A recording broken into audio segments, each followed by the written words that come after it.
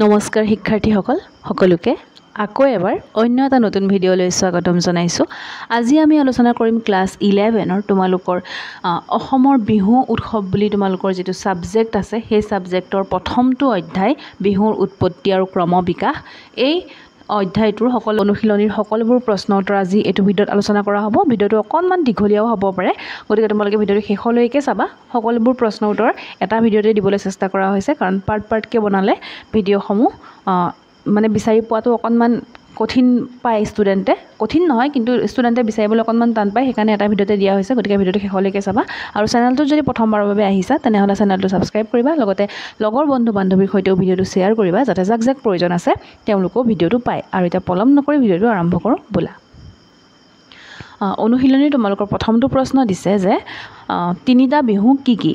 তোমালোক সকলোৱে জানা মই তিনিটা বিহু কি কি আৰু বছৰৰ কোন কোন সময়ত এই বিহু উদযাপিত কৰা হয় সেই কথাটো সকলোৱে জানা। তোমালোকে উত্তৰত লিখিব পাৰা। অসমত তিনিটা বিহু পালন কৰা হয়: বহাগ বিহু, কাতি বিহু আৰু মাঘ বিহু। আৰু আমি বহাগ বিহুক ৰঙালী বিহু বুলি কওঁ, কাতি বিহুক কঙালী বিহু বুলি কওঁ, আৰু মাঘ বিহুক ভোগালী বিহু বুলি কওঁ। এই তিনিটা বিহু বছৰৰ তিনিটা সময়ত উদযাপন কৰা হয়। প্ৰথমটো বহাগ বিহু, ৰঙালী বিহু। এই বিহু এপ্ৰিল মাহত পালন কৰা হয়। ইয়াক বসন্তৰ আগমনৰ উৎসৱ হিচাপে পালন কৰা হয়। এই সময়ত প্ৰকৃতি সেউজীয়া হৈ পৰে আৰু মানুহে আনন্দ উল্লাস কৰে। ইয়াৰ পিছতে কাতি বিহুক আমি পালন কৰোঁ, কঙালী বিহু বুলি আমি যাক কওঁ। এই বিহু অক্টোবৰ মাহত পালন কৰা হয়। আহিন আৰু কাতিৰ সংক্ৰান্তিৰ দিনা কাতি বিহু পালন কৰা হয়। আৰু কাতি বিহুত কি কৰা হয়? কাতি বিহুত আমি তুলসী ৰুওঁ, হয়নে? আৰু পথাৰত চাকি জ্বলোৱা হয়। ইয়াৰ পিছতে মাঘৰ বিহু, মাঘ বিহু, ভোগালী বিহু। এই বিহু জানুৱাৰী মাহত পালন কৰা হয়। এই সময়ত শস্য চপোৱাৰ উৎসৱ পালন কৰা হয় আৰু ইয়াক ভোগালী বিহু বুলি কোৱা হয়। এই সময়ত মানুহে বিভিন্ন ধৰণৰ খাদ্য খাই আনন্দ কৰে। এই তিনিটা বিহু অসমীয়া সংস্কৃতিৰ এক গুৰুত্বপূৰ্ণ অংগ। আৰু মাঘ বিহুত মেজি জ্বলোৱাৰ আমাৰ পৰম্পৰা আছে। আমি পিছৰটো প্ৰশ্ন চাওঁ। 2 নম্বৰ প্ৰশ্নটোত সুধিছে তোমালোকৰ বিহু শব্দৰ মূল উৎসৰ সন্দৰ্ভত চমুকৈ লিখা। তোমালোকে উত্তৰত লিখিব পাৰা যে বিহু শব্দৰ উৎপত্তি সম্বন্ধে নানান মতবাদ আছে, কিন্তু কোনোটো মতেই সৰ্বসন্মত নহয়। কোনো পণ্ডিতৰ মতে সংস্কৃত বিহুবত শব্দৰ পৰা বিহু শব্দৰ উদ্ভৱ হৈছে। বৈদিক বিহুবন পদৰ অৰ্থৰ পৰিসৰে এবছৰ ব্যাপী অনুষ্ঠিত হোৱা সত্ৰ বা যজ্ঞৰ মাজৰ দিনটোক বুজায়, অৰ্থাৎ দিন আৰু ৰাতি সমান হোৱা দিনটোৱে বিহুবত ৰূপে পৰিচিত। সেই অৰ্থে বহাগ বিহুৰ দিনটো বসন্ত বিহুবত, মাঘ বিহুৰ দিনটো উত্তৰায়ণ আৰু কাতি বিহুৰ দিনা হেমন্ত বিহুবত ধৰা হয়। কিন্তু যি সময়ত জ্যোতিষ শাস্ত্ৰই হোজা গাঁৱলীয়া সমাজক স্পৰ্শ কৰা নাছিল তেতিয়াও বিহু আছিল, কাৰণ বিহু কৃষিভিত্তিক অনুষ্ঠান। আচলতে আদিম মানুহৰ সমূহীয়া আনন্দ প্ৰকাশৰ উৎসৱটোৱেই বিহু উৎসৱ। বিহুবন শব্দৰ পৰা বিহু শব্দৰ সৃষ্টি হোৱা হ'লে বিহুৰ সৰ্বভাৰতীয় ৰূপ এটা নিশ্চয় থাকিলহেঁতেন। কিন্তু কি হ'ল যে পৰিৱৰ্তে কি হ'ল, স্বকীয় বৈশিষ্ট্যৰে অসমতহে বিহু জীয়াই থাকিল। মূলতঃ বিহু আৰ্য অনাৰ্য সকলো জনগোষ্ঠীৰ সমূহীয়া আনন্দ প্ৰকাশক এক উৎসৱ, যি সময়ৰ পৰিৱৰ্তনৰ ধাৰাত বিহু নাম লৈ অসমৰ জাতীয় উৎসৱ হিচাপে বৰ্তি আছে। আন কিছু লোকৰ মতে বড়োসকলৰ বৈশাগু, ডিমাচাসকলৰ বুচু, কোচসকলৰ বিচুৱা, ত্ৰিপুৰীসকলৰ বিজু বা তিৱাসকলৰ পিছুৰ দৰে উজনি অসমৰ বিহুৰ গুৰি আছে উজনি অসমৰ বড়োমূলীয়া, চুতীয়া, দেউৰী, মৰাণ আৰু সোণোৱালসকলৰ বিচুত। বিচু শব্দৰ অৰ্থ হৈছে আটাইতকৈ পবিত্ৰ দিন। ঠিক একেদৰে যেনেকৈ চুতীয়া মানে হৈছে পবিত্ৰ পানীৰ কাষত থকা লোক। পৰৱৰ্তী কালত অসমীয়া ভাষাত চ উচ্চাৰণটো হ লৈ ৰূপান্তৰিত হয়। একেধৰণে যেনেকৈ চিলৈ হিলৈ হ'ল, চাৰি শাৰী হ'ল বা সাপ হ'ল। ডক্টৰ পৱন চন্দ্ৰ শইকীয়াই দেউৰী চুতীয়াত তথ্য সহকাৰে উল্লেখ কৰিছে যে চুতীয়া ভাষাত বিহুক বিচু বুলি কোৱা হয়। বি মানে অতি, চু মানে আনন্দময় বুজায়। গতিকে বিচু শব্দটি অপভ্ৰংশ হৈ বিহুৰ শব্দৰ উৎপত্তি হৈছে।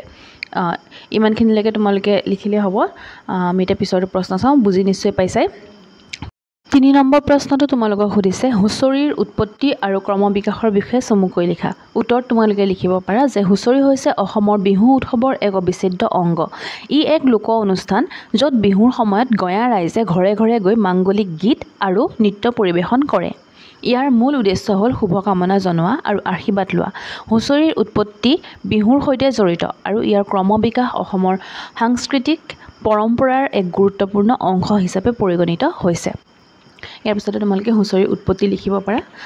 ইয়াতে ক খকে তিনিটা দিয়া হৈছে ক খ গকে যে হুঁচৰি শব্দটো হু আৰু চৰি শব্দ দুটাৰ পৰা আহিছে বুলি জনা যায় যাৰ অৰ্থ হৈছে দেৱতাৰ চৰণত বৰ্গীকৃত তাৰপিছত খ নম্বৰটো কিছুমান পণ্ডিতে বিশ্বাস কৰে যে হুঁচৰি শব্দটো সংস্কৃত শব্দৰ হুতৰ যিজনে হোম কৰে বা হস্তি যি হস্তিৰূপী দেৱতাক পূজা কৰে সেই শব্দৰ পৰা আহিছে বুলি কোৱা হৈছে 3 নম্বৰতে যে আন কিছুমানে কয় যে হুঁচৰি শব্দটো হৰি শব্দৰ পৰা আহিছে যাৰ অৰ্থ হৈছে ভগৱান বিষ্ণু এতিয়া আমি উৎপত্তিটো চালোঁ এতিয়া আমি ইয়াৰ ক্ৰমবিকাশটো চাওঁ হুঁচৰি ক্ৰমবিকাশ যে প্ৰথম অৱস্থাত হুঁচৰি কেৱল বিহুৰ সময়ত ঘৰে ঘৰে গৈ মাংগলিক গীত আৰু নৃত্য পৰিৱেশন কৰা এক লোক অনুষ্ঠান আছিল কালক্ৰমত কি হ'ল কালক্ৰমত ই এক সামাজিক অনুষ্ঠানত পৰিণত হয় য'ত গাঁৱৰ লোকসকলে একেলগে মিলিত হৈ হুঁচৰি গায় আৰু নৃত্য কৰে তাৰপিছতে তোমালোকে লিখিব পাৰা যে হুঁচৰিৰ গীতবোৰত সাধাৰণতে কৃষি প্ৰকৃতি আৰু সমাজ জীৱনৰ কথা থাকে এইখিনি ধুনীয়াকৈ গোটেইখিনি দিয়া হৈছে তোমালোকে স্ক্ৰীনশ্বট লৈ লোৱা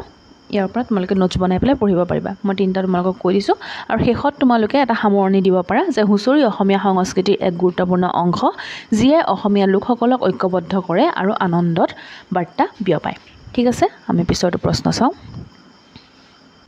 ইয়াৰ পিছতে 4 নম্বৰ প্ৰশ্নটো তোমালোকক সুধিছে ৰুচেংৰি কি এই শব্দৰ পৰা বিহুৰ কোনটো অনুষ্ঠানৰ উৎপত্তি হৈছে বুলি ধাৰণা কৰা হয় উত্তৰ তোমালোকে লিখিব পাৰা ৰুচেংৰি হৈছে বিহুৰ লগত জড়িত এক পৰম্পৰাগত লোকগীতৰ শৈলী এই শব্দৰ পৰা বিহুৰ ৰঙালী বিহু বা বহাগ বিহুৰ উৎপত্তি হোৱা বুলি ধাৰণা কৰা হয় এতিয়া আমি 5 নম্বৰ প্ৰশ্নটো চাওঁ 5 নম্বৰ প্ৰশ্নটো তোমালোকক সুধিছে গৱেষক লেখকসকলে ধাৰণা কৰা অনুসৰি বিহু নিম্নলিখিত যিকোনো এটা জনগোষ্ঠীৰ প্ৰভাৱৰ বিষয়ে চমুকৈ লিখা মই গোটেইকেইটাৰে লিখি দিছোঁ তোমালোকৰ প্ৰশ্নত যদি যিকোনো এটা বুলি লিখিবলৈ আহে তোমালোকে যোনটোৱে সহজ পোৱা সেইটোৱে লিখিবা ঠিক আছে তোমালোকে উত্তৰত লিখিব পাৰা প্ৰথমটো অস্তিক দিছিলে গতিকে অস্তিক জনগোষ্ঠীৰ লোকসকলে বিহুত তেওঁলোকৰ সংস্কৃতি বিশ্বাস আৰু কৃষ্টিৰ দ্বাৰা প্ৰভাৱিত কৰিছে এই প্ৰভাৱ বিহুত বিভিন্ন ৰূপত দেখা যায় যেনে উৎসৱৰ গীত মাত সাজ পোছাক খাদ্য আৰু লোকনৃত্যত এতিয়া গীত মাতত কেনেকৈ দেখা যায় সাজ পোছাকত কেনেকৈ দেখা যায় এইখিনি দিয়া হৈছে স্ক্ৰীনশ্বট লৈ লোৱা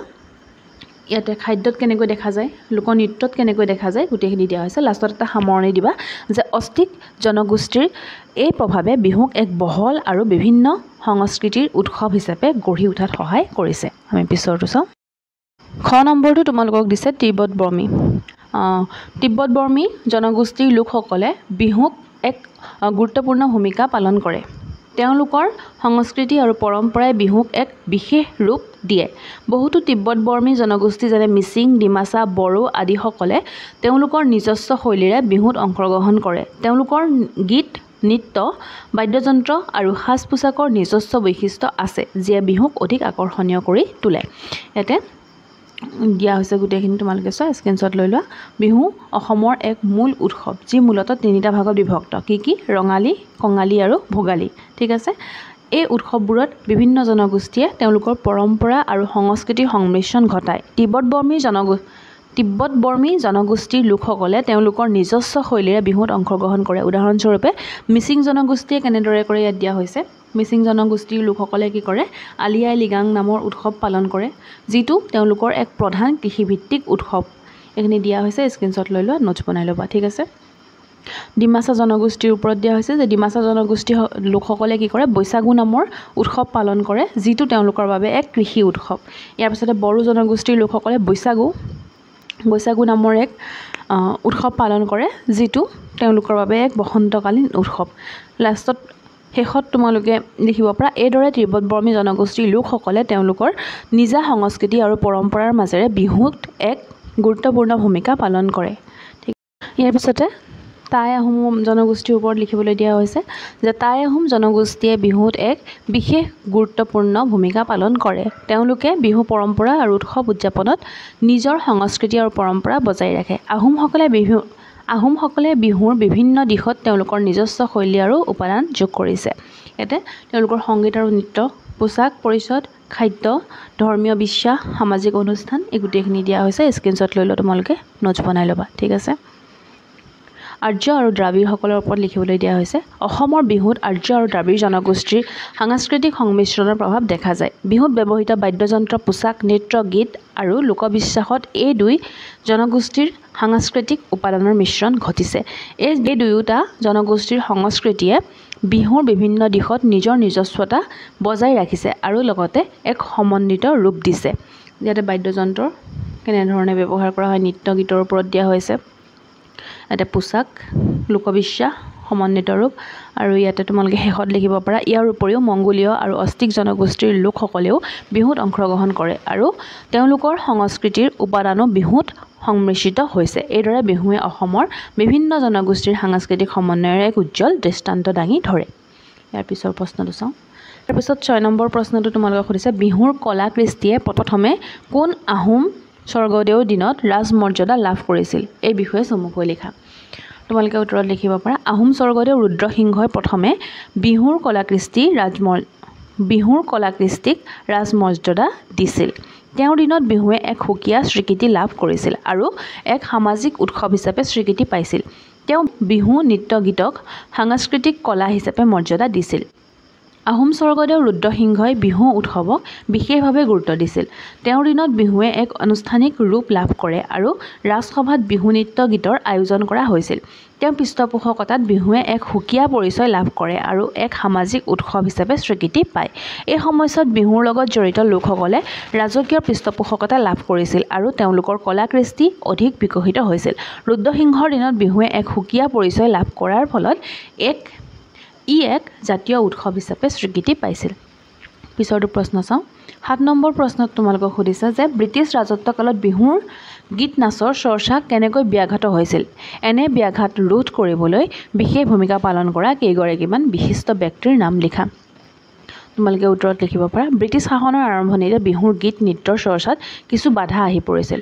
ব্ৰিটিছ বিষয়াসকলে বিহু নৃত্যক অশ্লীল বুলি গণ্য কৰিছিল আৰু এই নৃত্য নিষিদ্ধ কৰিবলৈ চেষ্টা কৰিছিল। তেওঁলোকে বিহুৰ আনন্দময় পৰিৱেশত বাধা দিছিল আৰু লোক সংস্কৃতিৰ ওপৰত নেতিবাচক প্ৰভাৱ পেলাইছিল। তাৰপৰা এইখিনি গোটেইখিনি দিয়া হৈছে আৰু তোমালোকে মোক কমেণ্ট কৰি জনাবা যে এনে ব্যাঘাত ৰোধ কৰিবলৈ বিশেষ ভূমিকা পালন কৰা কেইগৰাকীমান বিশিষ্ট ব্যক্তিৰ নাম তোমালোকে মোক কমেণ্ট কৰি জনাবা। ঠিক আছে।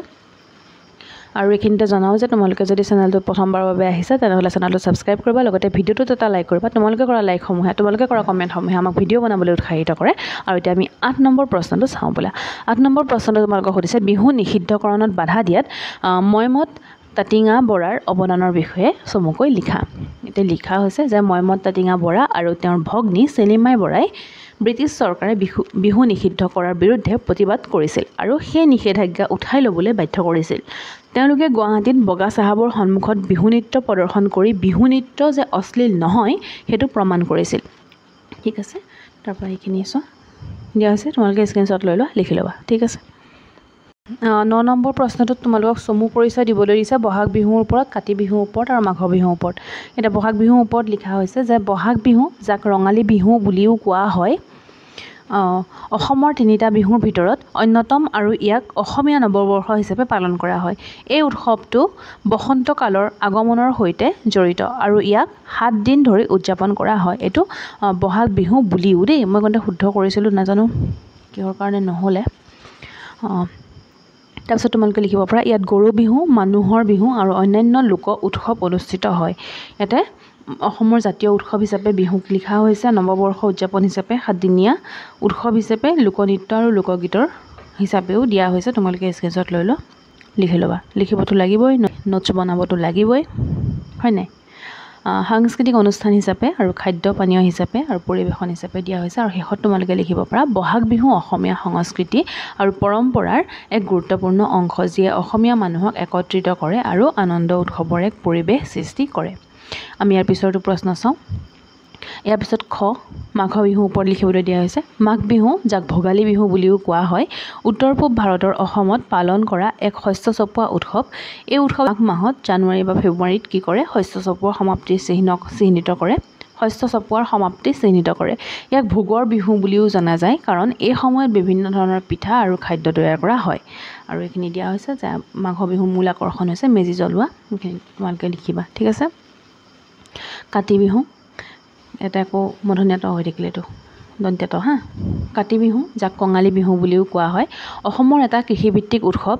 এই উৎসৱটো আহিন কাতি মাহত পালন কৰা হয়। এই সময়ত কৃষকসকলে ধানৰ চৰা ৰোৱা আৰু শস্য চপোৱাৰ কাম কৰে। ইয়াক কঙালী বিহু বুলিও কোৱা হয়, কাৰণ এই সময়ত শস্য কম হোৱাৰ বাবে ঘৰত খাদ্যৰ নাটনি হয়। এই বিহু ঘৰে ঘৰে তুলসী পুলি ৰুই তাৰ গুৰিত চাকি জ্বলাই শস্যৰ সমৃদ্ধি কামনা কৰা হয়। আৰু কাতি বিহুৰ চমু পৰিচয় দিয়া হৈছে ইয়াতে, তোমালোকে স্ক্ৰীনশ্বট লৈ লোৱা, লিখি ল'বা। তাৰপিছত 10 নম্বৰ প্ৰশ্নত তোমালোকক 7 বিহুৰ বিষয়ে চমুকৈ লিখিবলৈ দিয়া হৈছে। এটা 7 বিহুৰ ওপৰত লিখা হৈছে। প্ৰথম দিনাখন গৰু বিহু, দ্বিতীয় দিনা মানুহৰ বিহু, বাকীখিনি দিয়া হৈছে। তোমালোকে চাই লোৱা, স্ক্ৰীনশ্বট লৈ লোৱা আৰু ধুনীয়াকৈ লিখি ল'বা। আৰু তোমালোকক কেনেধৰণৰ ভিডিঅ' লাগে সেইটো কমেণ্ট বক্সত কমেণ্ট কৰি জনাবা। আৰু তোমালোকে আজি ভিডিঅ'টো শেষলৈকে চোৱাৰ বাবে বহুত বহুত ধন্যবাদ।